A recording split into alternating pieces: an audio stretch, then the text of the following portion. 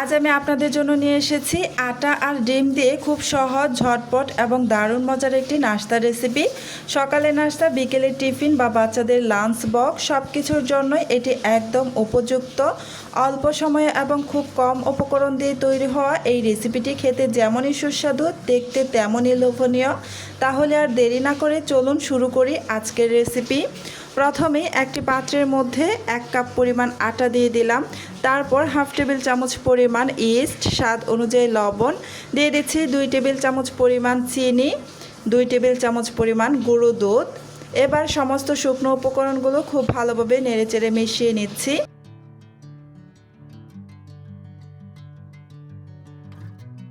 এবার half cup পরিমাণ গরম দুধ নিয়ে অল্প অল্প দুধ দিয়ে একটা ডো বানিয়ে নিব।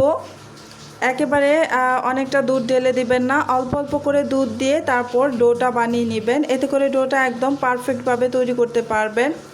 এখানে আমি হালকা কুসুম গরম দুধ ব্যবহার করেছি। এই যে ডোটা আমার রেডি করে নেওয়া হয়ে গিয়েছে। আর এখানে আরও 1.5 টেবিল চামচের মতো দুধ রয়ে গিয়েছে। পুরো হাফ কাপ পরিমাণ দুধ আমার লাগেনি, 1.5 টেবিল চামচ দুধ বেঁচে গিয়েছিল। ডোটা রেডি করা হয়ে গিয়েছে। এবার ঢাকনা দিয়ে ঢেকে আমি রেখে দিব প্রায় 40 মিনিটের মতো। আর এদিকে একটা ছোট বাটি নিয়ে নিলাম। এই বাটির মধ্যে আমি নিয়ে নিচ্ছি 2টি ডিম। ডিমগুলো আমার ফ্রিজে ছিল, ফ্রিজ থেকে বের করে আগে থেকে আমি রেখে দিয়েছিলাম। প্রায় 30 মিনিট আমি ফ্রিজের বাইরে রেখেছিলাম। ডিম দুটোকে আমি ভেঙে নিয়েছি। এবার এর মধ্যে কিছু উপকরণ দিব। প্রথমে দিয়ে দিচ্ছি চিনি 2 চা চামচ পরিমাণ। এবার এখানে দিয়ে দিব স্বাদ অনুযায়ী লবণ। খুবই সামান্য একটু লবণ দিবেন, খুব বেশি দিবেন না। এবার এখানে 1 চা চামচের 4 ভাগের 1 ভাগ পরিমাণ কালো গোলমরিচের গুঁড়ো দিয়ে দিলাম। এবার খুব ভালোভাবে ডিমটাকে একটা কাঁটা চামচের সাহায্যে ফেটিয়ে নিব। এখন পর্যন্ত যারা যারা আমার ভিডিওটা দেখতেছেন, প্লিজ আমার ভিডিওতে একটা লাইক দিয়ে দিবেন। আর আমার চ্যানেলটি যদি আগে থেকেই সাবস্ক্রাইব করে দেওয়া না থাকে, প্লিজ আমার চ্যানেলটি সাবস্ক্রাইব করে পাশে থাকা বেল আইকনটি অন করে রাখবেন। এতে করে যখন আমি নতুন নতুন রেসিপির ভিডিও আপলোড করব, তখন সাথে সাথে আপনার ওখানে নোটিফিকেশন পৌঁছে যাবে।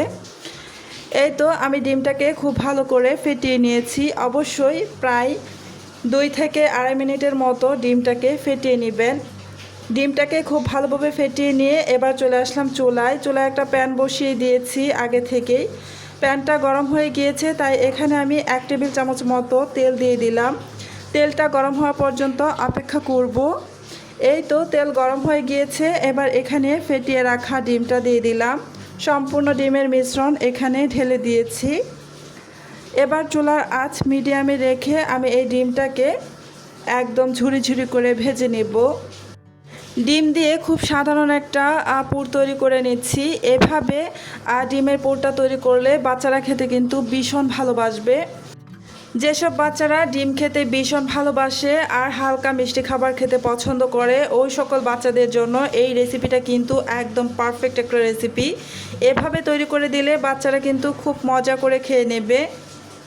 এই তো ডিমটাকে একদম ঝুরি ঝুরি করে নিয়েছি। এবার এই ডিমটাকে আমি উঠিয়ে রাখবো একটি বাটির মধ্যে।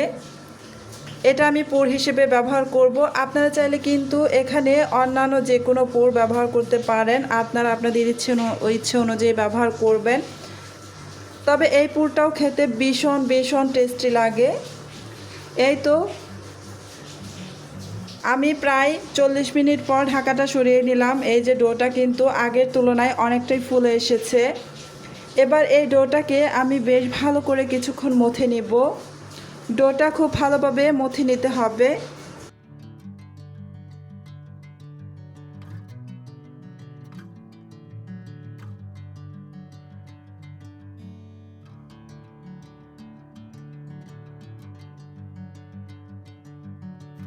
ডোটা মথে নেওয়া হয়ে গিয়েছে। এবার এখান থেকে একটি বড় সাইজের লেচি কেটে নিচ্ছি। আমি এই নাস্তাগুলো একটু বড় সাইজ করে বানাবো, তো আমি আমার পছন্দ মতো বড় সাইজ করে একটা লেচি কেটে নিলাম। এবার এই লেচিটাকে প্রথমে একটু গোল করে নিব। আমি হাতের মধ্যে কিছুটা তেল মেখে নিব, এতে করে এই লেচিটা হাতের মধ্যে লেগে যাবে না। এই তো লেচিটাকে আমি গোল করে তারপর এই যে একটু গর্তযুক্ত করে নিলাম। আপনারা দেখে নিশ্চয়ই বুঝতেই পারছেন আমি কিভাবে তৈরি করছি। এবার এর ভেতরে আমি কিছুটা ডিমের পুর দিয়ে দিচ্ছি। পুরটা দেওয়া হয়ে গিয়েছে, আমি আমার পছন্দ মতো এখানে পুর দিয়েছি। এবার দুই পাশ টেনে এভাবে মুখটাকে ভালো করে সিল করে নেব। মুখটাকে অবশ্যই ভালো করে সিল করে নেবেন, নয়তো কিন্তু ভাজার সময় খুলে আসতে পারে। আর অবশ্যই এখানে ডিমের পুরটা যে ব্যবহার করেছেন, পুরটা ভালো করে ঠান্ডা করে তারপর কিন্তু ব্যবহার করতে হবে, নয়তো কিন্তু নাস্তাটা ফেটে যেতে পারে। এই তো আমি আরও একটি লেচি কেটে নিয়ে তারপর সেটাতেও কিছুটা পুর ভরে নিচ্ছি। এই যে দুই সাইডে এভাবে টেনে এভাবে মুখটাকে ভালো করে সিল করে নিচ্ছি। দুইটাই আমি খুব ভালো করে সিল করে নিয়েছি। এবার আমি এই নাস্তার শেপটা দিয়ে দিব। আপনারা ভিডিওতে দেখানো অনুযায়ী নাস্তার শেপটা দিয়ে দিবেন। এই তো এবার আমি একটি বেলনির সাহায্যে আলতো হাতে একটু বেলে নিব, তাহলে খুব সুন্দর হবে। এই যে একটা নাস্তা সরিয়ে আমি আরেকটা নাস্তার উপরে যে বেলনির সাহায্যে খুব আলতো হাতে একটু বেলে নিলাম। দেখুন কত সুন্দর হয়েছে। এভাবেই কিন্তু আমি বাকি নাস্তাগুলোকে আগে বানিয়ে নেব। নাস্তাগুলো আমার বানানো হয়ে গিয়েছে, তাই চলে এসেছি ভাজার জন্য চুলায়। চুলায় একটা প্যান বসিয়ে দিয়েছিলাম আমি আগে থেকে। প্যান বসিয়ে কিছুটা তেলও দিয়ে ভালো করে গরম করে নিয়েছি। চুলার আঁচ একদম লো টু মিডিয়ামে রেখে তারপর এই যে নাস্তাগুলো দিয়ে দিচ্ছি। চুলার আঁচ কিন্তু বাড়িয়ে দেওয়া যাবে না, এতে করে কিন্তু খুব দ্রুত পড়ে যাবে আর ভেতর পর্যন্ত ভালোভাবে কুক হবে না। চুলার আঁচ একদম মিডিয়াম টু লো আঁচে রেখে তারপর এই যে দেখুন এক পাশে খুব সুন্দর একটা কালার চলে এসেছিলো, তাই আমি উল্টে দিয়েছি। এভাবে উল্টে পাল্টে দুই পাশেই খুব সুন্দর একটা কালার আসা পর্যন্ত আমি ভেজে নেব।